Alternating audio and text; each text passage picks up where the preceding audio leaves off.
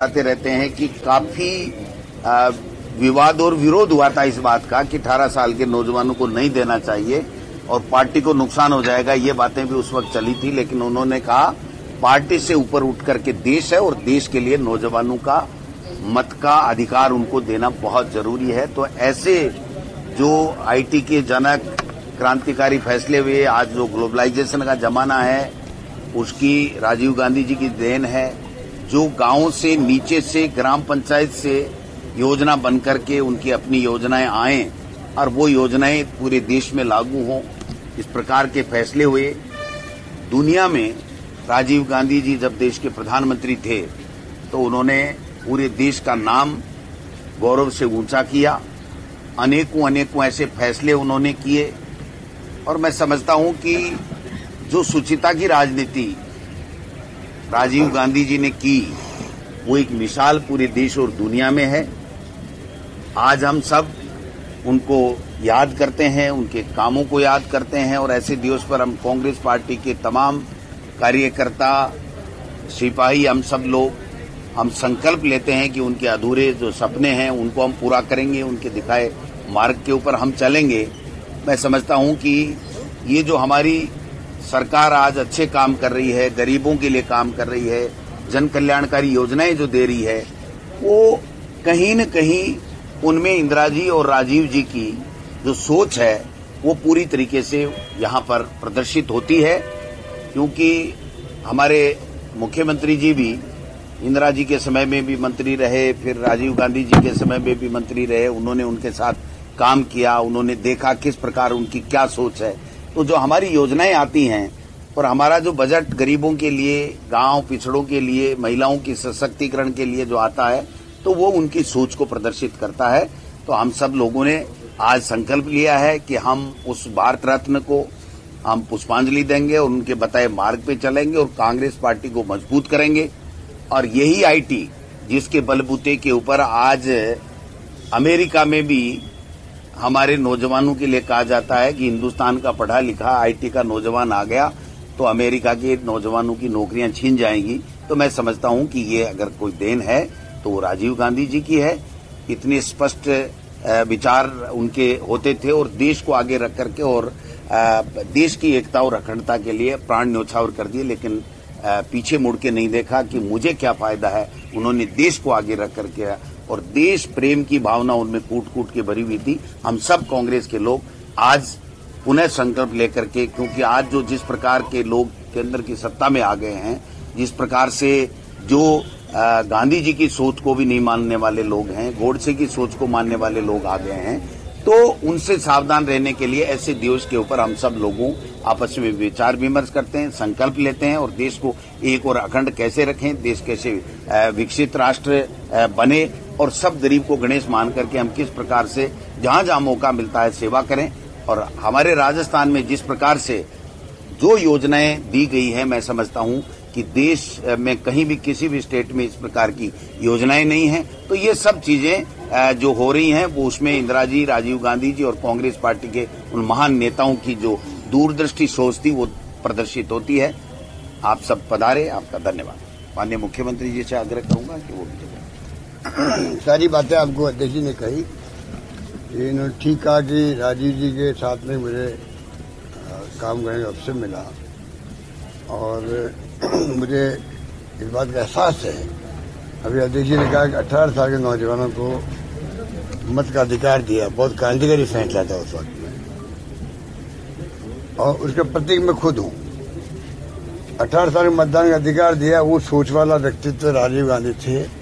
उन्होंने मुझे जब मैं 34 साल का था तब प्रदेश कांग्रेस अध्यक्ष बना दिया। तो आप सोच सकते हो 34 साल के नौजवान को, जो यूथ कांग्रेस एज भी 35 साल तक होती है, उसके पहले मैं इसी प्रदेश कांग्रेस कमेटी अध्यक्ष बन के आ गया।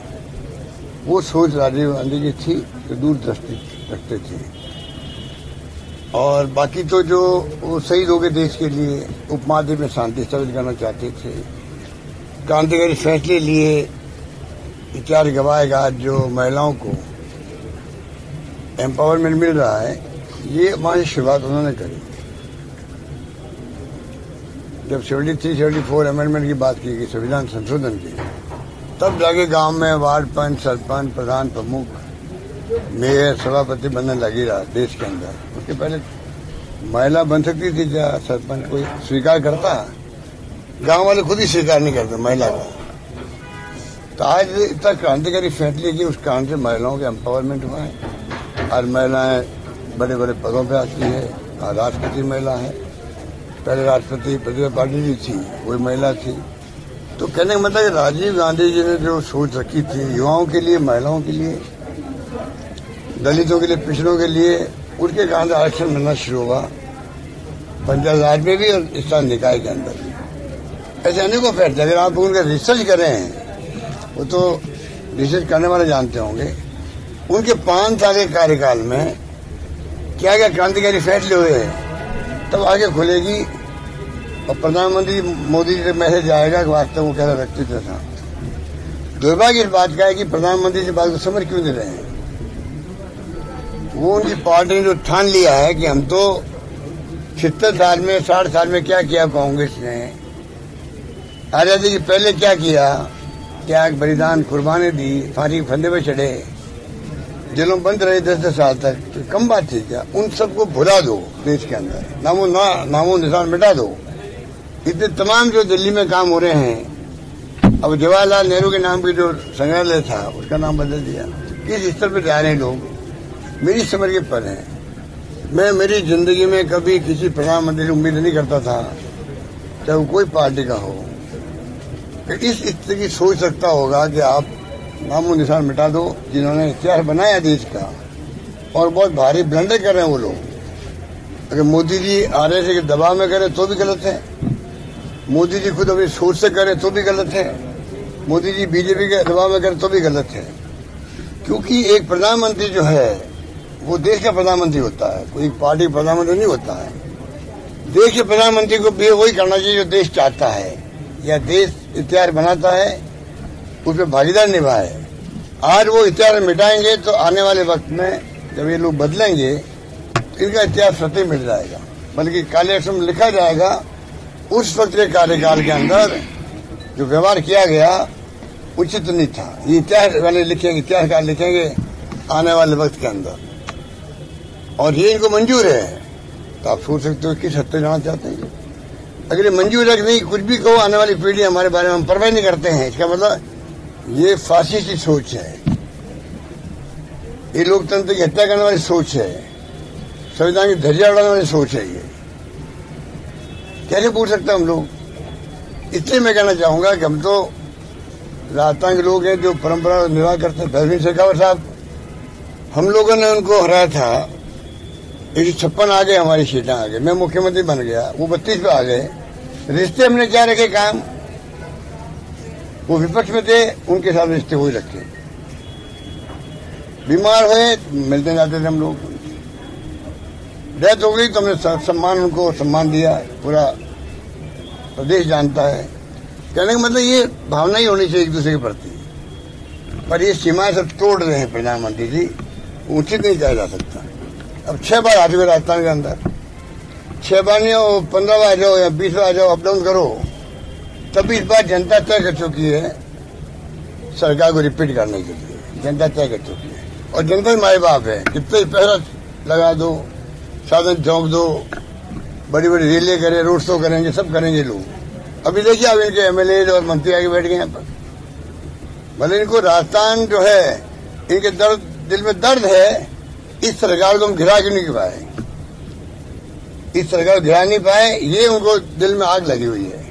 चाहे वो मोदी जी हो, अमित शाह जी हो, धर्मेंद्र प्रधान हो, गजेंद्र शेखावत हो, और भी कई लोग होंगे जिन्होंने षड्यंत्र किया सरकार गिराने का, और इनको मात दी, प्रदेश की जनता ने मात दी थी। वो मैं अकेला नहीं था, हमारे तमाम साथी थे, विधायकगण थे, हाईकमान हमारे साथ थी, प्रदेशवासियों का माहौल था, सरकार गिरनी नहीं चाहिए।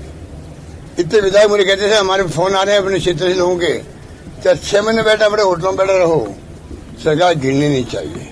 ये प्रदेश के लोगों की भावना थी उस वक्त, इतनी सरकार नहीं गिरी। आज मान सम्मान रहता है बड़ा देश के अंदर, पूरे देश के अंदर चर्चा होती है कि कर्नाटक सरकार चली गई, मध्य प्रदेश महाराष्ट्र में हाउस स्टडी हुई और सजा यानी गिरने दी गई। ये कितनी बड़ी बात है। इसलिए मैं चाहूंगा कि राजीव गांधी जैसे नेता है, उनको नई पीढ़ी को चाहिए। ये 40 साल का नौजवान बन गया प्रधानमंत्री, 40 साल का नौजवान। तो हर नेता को, हर युवाओं को, छात्रों को समझना चाहिए क्या कारण था कि उसने 5 साल से शासन किया। वो इतिहास में स्वर्णिम अक्षर में लिखा गया है। स्टडी तो करें उनके लिए, उनके बाद फैसले को स्टडी करें, उनको एक अवसर मिलेगा खुद को सीखने का, आगे बढ़ने का। यही मैं कहना चाहता हूँ। आज उनकी जयंती के अवसर पर प्रदेश कांग्रेस कमेटी में हमेशा प्रोग्राम होता है। इसी बहाने हम लोग बात करते हैं, मिलते हैं। मुझे खुशी है कि उनको आज भी देश याद करता है। सद्भावना दिवस के रूप में मनाया जाता है उनका दिवस। मैं समझता हूँ उनसे हम सबको प्रेरणा लेनी चाहिए। राहुल गांधी जी का लद्दाख दौरा था, उन्होंने कहा कि चीन ने जमीन ले ली, यहाँ घुस आए, जबकि दूसरी ओर प्रधानमंत्री कह रहे हैं कि 1 इंच भी जमीन नहीं ली और न कोई यहाँ पर चीनी सेना आई अंदर। क्या ये कंट्रोवर्सी क्यों है? क्योंकि राहुल गांधी लगातार पहले भी कह चुके हैं, कल भी उन्होंने कहा है। देखिए, दुनिया के मुल्क जो है ना, आज साइंस, विज्ञान, टेक्नोलॉजी का जमाना है। दुनिया के मुल्कों की नजरें, उनके सैटेलाइट सब लगे रहते हैं दुनिया भर के मुल्कों के अंदर। दुनिया जानती है वास्तव में क्या हुआ। अब वो किस रूप में कहते हैं, क्यों चाइना को नाराज नहीं करना चाहते हैं। जैसे कि एक बार विदेश मंत्री जी ने कहा था, हम चाइना को नाराज नहीं कर सकते क्योंकि हमारी इकोनॉमिक संबंध बिगड़ जाएंगे, ऐसा कुछ कहा था। मुझे एग्जैक्ट तो वर्ड याद नहीं। तो आप सोच लीजिए, अगर आप खुद ही स्वीकार कर रहे हो नहीं हम तो दबाव के अंदर है, तो उनके बारे में क्या टिप्पणी करें। आखिरी सवाल हो, सद्भावना दिवस के रूप में आज मनाते हैं, प्रदेश में क्या लगता है, प्रदेश और देश में क्या लग रहा है कि इस समय सद्भावना है या लोग आपस में? बहुत हालात खराब है देश के अंदर। देश चिंतित है, भय और डर के मारे लोग बोल नहीं रहे हैं। जो देश की अर्थव्यवस्था चलाते हैं, चाहे व्यापारी हो, चाहे वो उद्योगपति भी क्यों नहीं हो, वो भी घबराए हुए हैं। डर के मारे बोलते नहीं है, डर के मारे चंदा देना पड़ता है इनको। ये बॉन्ड वाला बड़ा स्कैंडल है देश के अंदर। बॉन्ड, एक तरफ बॉन्ड ले रहे हैं, 90% ज्यादा बॉन्ड बीजेपी वाले, बताइए। और सुप्रीम कोर्ट अभी फैसला नहीं कर पा रहा है। अरे देश हित में भाई जल्दी फैसला करो, क्या बात करते हो। बॉन्ड, कितने बॉन्ड दे दीजिए गुप्त रूप से पार्टियों को, और वो ढूंढते हैं कि कौन चुनाव आ रहा है राज्य में। ईडी पहुंचेगी, इनकम टैक्स पहुंचेगी, तो डर जाएंगे, चंदा देंगे नहीं पार्टियों को। हम तो बगैर साथ में नहीं लड़ेंगे। हम तो जितना संभव होगा उसके बाद में हम चाहेंगे किसी ढंग से जनता में हम जाएं। अभी अध्यक्ष जी कह रहे थे जो शानदार यहाँ पर काम हो गए, यहाँ पर परफॉर्मेंस हमारी है कि आज हर राज्य सरकारें, देश की अधिकांश राज्य सरकारें जो है हमारे प्रोग्राम को, हमारे फैसलों को अध्ययन कर रही है, अपनी मैनिफेस्टो में लिख रही है, वादे कर रही है आगे चुनाव के लिए। इससे बड़ा सौभाग्य रहता है क्या होगा। आज जो हमने फैसले की राजस्थान जनता के बलबूते पे किया है, इससे जनता को जाता है, राजस्थान जनता को, कि हमारी प्रदेश सरकार ने जिसको उन्होंने चुना है उन्हें वो फैसले किए जो देश में कहीं नहीं है। 25 लाख का बीमा कोई मामूली बात है। कितना इलाज हो रहा है लोगों को वो सोच नहीं सकता। कितने फैसले ऐसे किए होंगे, कई फैसले ऐसे जो कि हमने किए। खाली मिनिमम इनकम गारंटी एक्ट बना, कहीं पर राइट टू हेल्थ का एक्ट बना दिया हम लोगों ने। गिग वर्कर्स जो भी लोग पूछ नहीं रहे हैं, अब मालूम पड़ेगा गिग वर्कर का मतलब क्या है। 4-5 लाख लोग हो गए वो राजस्थान के अंदर हो गए होंगे, जो ओला, उबेर, पता नहीं क्या क्या और क्या है। कई ऐसी एजेंसी आ गई ना, ये अभी जो डिलीवरी करती घर घर के अंदर, अमेजोन और जोमेटो। थोड़े इसमें ज्ञान कम है, तो इसलिए जो है इतनी एजेंसी आ गई है। इन एजेंसियों का जो है, इनमें जो काम करते हैं इन शिको वाले लोग। ये राहुल गांधी की सूट थी जो हम लोग गए थे भारतीय जोड़ो यात्रा में, अध्यक्ष के साथ थे। वहां हमने तय किया उनकी मौजूदगी के अंदर जब लोग मिलना है उनसे हम कानून पास करेंगे। 200 करोड़ रुपये रख दिए हम लोगों ने, वेलफेयर फंड बना दिया, देरी नहीं हो, और आगे बढ़ गए हम लोग। कहने का मतलब कि सारे फैसले राजस्थान सरकार ने, मुझे गर्व है कहते हुए इन 5 सालों में जो फैसले मैंने किए हैं, आज जनता ने उनको स्वीकार किया है। 1 करोड़ 80 लाख परिवार महंगे राज शिविरों में जाए, उस अंदाज कर लीजिए आप। 1,93,00,000 परिवार राजस्थान में है, 1.93, लगभग 1,80,00,000 चले गए उसके अंदर, महंगे शिविरों के अंदर। आप सोच सकते हो कि लोगों ने कितना इसको वेलकम किया है, कि भयंकर महंगाई है और ये हमारी मजाक उड़ा रहे हैं कि रेवड़े बढ़ रही है। पूछो मध्य प्रदेश में क्या हो रहा है, यूपी में क्या हुआ, जवाब नहीं इनके पास में। मिशन 156 की दिशा में कल से कदम बढ़ा रहे हैं लोग, कांग्रेस कमेटी। मैं नहीं बढ़ाऊंगा, जनता बढ़ाएगी। इस बार 156 का मिशन हमने बनाया है, मिशन 156 जो 98 वाला था। मुझे उम्मीद है जनता उस दिशा में आगे बढ़ेगी। अब कितनी आगे बढ़ती है वो परिणाम आगे तो मालूम पड़ेगा, पर ये मैं कहता हूँ दावे के साथ में, जनता उस दिशा में जो मैंने कहा मिशन 156 उस दिशा में उनकी सोच बन गई है, दिशा में आगे बढ़ रहे हैं। परिणाम आगे तो मालूम पड़ेगा कि वास्तव में जनता ने हमें किस रूप में आशीर्वाद दिया है। हम तो जनता के माई बाप समझते हैं, उनके फैसले को सिरदारी करते हैं। हम इनकी तरह हम घमंड नहीं रखते हैं कि अगली बार मैं ही 15 अगस्त में लाल किले पे आऊंगा, मैं तो नहीं कह सकता, वही कह सकते हैं। इसलिए मैं कहना चाहूंगा, ना हमें अहम है ना घमंड है, हम अपना काम कर रहे हैं। आगामी चरण के लिए गारंटी कार्ड देना शुरू कर दिए हैं, मोबाइल 20 तारीख से 40 लाख तो शुरू हो गए हैं। सेकंड फेज जो है उसमें देखिए टाइम लगता है, एजेंसियों से भी टाइम लगता है। पहले भी हमने 1 साल पहले हो गए थे, क्योंकि चिप जो होती है, चिप क्राइसिस हो गया वर्ल्ड के अंदर, पूरे वर्ल्ड के अंदर सब कारें बनी रहेगी, पड़ी रहेगी वर्ल्ड के अंदर पूरी दुनिया के अंदर कारें आजकल ऑटोमेटिक चलती है, वो चिप से चलती है। मोबाइल फोन भी, कंप्यूटर सब चिप से चलते हैं। तमाम फैक्ट्रियां बना के तंग आ गई, बिक नहीं पा रही, क्योंकि बिके कैसे, बगैर चिप काम कर नहीं सकती। अब क्राइसिस कम हुआ तो हमने शुरू किया है, हम इसको बराबर मॉनिटर कर रहे हैं। हम इसको सेकेंड फेज चालू करेंगे, वो विज्ञापन आ गया होगा, आ जाए जल्दी ही, और मैं समझता हूँ उसमें वक्त लगेगा। तो मैं वादा करता हूँ, गारंटी देता हूँ एज मुख्यमंत्री कि अगले चरण में 90 लाख महिलाओं को, लगभग 1 करोड़ महिलाओं को मोबाइल फोन और मिलेंगे। धन्यवाद। आखिरी क्वेश्चन है, लगातार विपक्ष आरोप लगा रहा है कि योजना अच्छी है और वो चुनाव से कुछ समय पहले लाई है कांग्रेस, ऐसे में इस बार उनकी हवा निकल गई है। पिछली बार उन्होंने कहा, पिछली बार क्या हुआ, दवाएं हमने फ्री करी, टेस्ट फ्री किए थे, वो योजना हमारी 2 साल पहले की थी। अब इनको कौन समझावे। उस वक्त में जब स्कीम चालू होती है उसकी चर्चा पूरे देश में हुई थी। उस वक्त में दवाएं फ्री की चर्चा हो गई उस वक्त। अब तो हमने बहुत क्रांतिकारी कदम उठा दिए, राइट टू हेल्थ, 25 लाख का बीमा, उस वक्त खाली दवाएं फ्री करी और साथ में टेस्ट फ्री कर दिए, काफी टेस्ट। ऋण तो आते ही कर दिए थे, ऋण माफ तो वो तो अलग बात थी, आप ठीक कह रहे हैं, पर मैं कह रहा हूँ, बात सुनिए, मैं कह रहा हूँ आपको, ये तो आरोप लगाते रहेंगे। उस वक्त क्या हुआ था, उस वक्त में क्या हुआ कि 2-2.5 साल लगते हैं, क्योंकि दवाएं के फ्री का मतलब नहीं कि एक टाइम दे दिया और खत्म कर दिया मामला। लगातार दवाएं देनी पड़ती पूरी जनता को, 5-7 करोड़ जनता को। तो इसके लिए आपको बड़े बड़े गोदाम बनाने पड़ते, बड़े बड़े गोदाम टेंडर करने पड़ते दवाओं के, जैसे कि सप्लाई, और फिर कंप्यूटर करना पड़ता, कंप्यूटर प्रोग्राम करना पड़ता है, जैसे कि कौन से ब्लॉक में दवाएं खत्म हो गई है, कौन कौन सी दवाएं, तो नियरेस्ट कहाँ ब्लॉक में दवाएं उपलब्ध है, शिफ्ट हो जाएगी।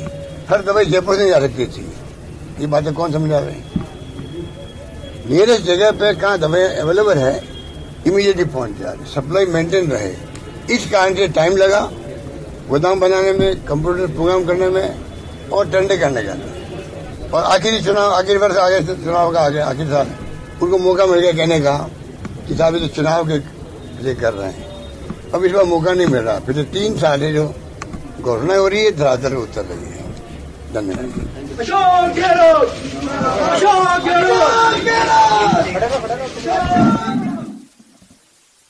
श्री अशोक गहलोत और PCC chief Govind Singh Dotasra PCC पहुंचे, जहां पर राजीव गांधी को श्रद्धांजलि अर्पित की गई। इस दौरान जमकर राज्य सरकार ने केंद्र सरकार पर निशाना साधा। मुख्यमंत्री अशोक गहलोत ने कहा कि केंद्र सरकार जिस तरीके से देश को चला रही है, काले अक्षरों में इस इतिहास को लिखा जाएगा। उन्होंने कहा कि राजीव गांधी के विजन की वजह से देश